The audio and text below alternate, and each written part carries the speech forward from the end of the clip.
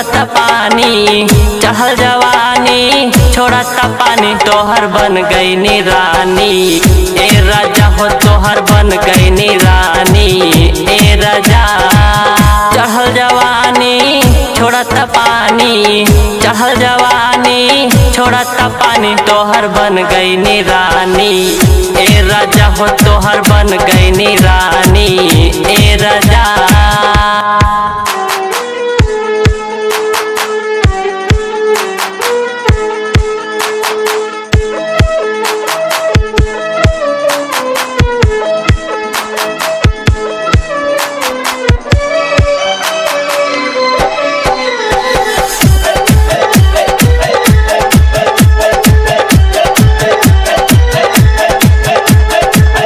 पहिल पहिल जब गहनी ससुरवा, मोरे ननदो से झगड़ा हो गइल।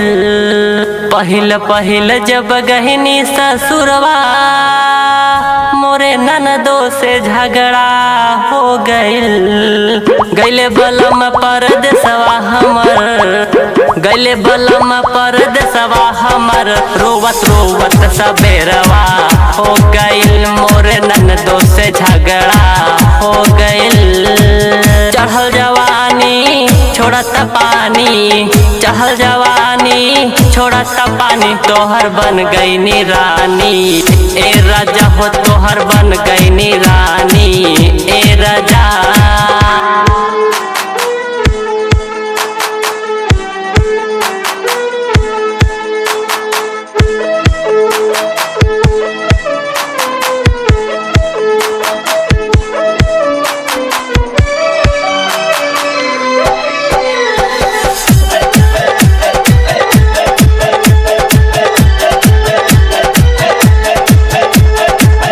भैया के हम ही बोलाइब घरवा, चल जाइब नैहरवा।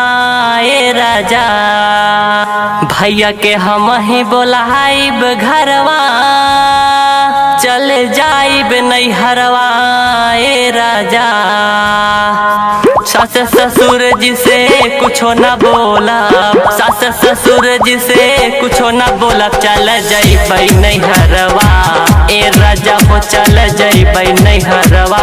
ए राजा चढ़ल जवानी छोड़त पानी, चढ़ल जवानी छोड़त पानी, तोहर बन गई नी रानी। ए राजा हो तोहर बन गई नी रानी।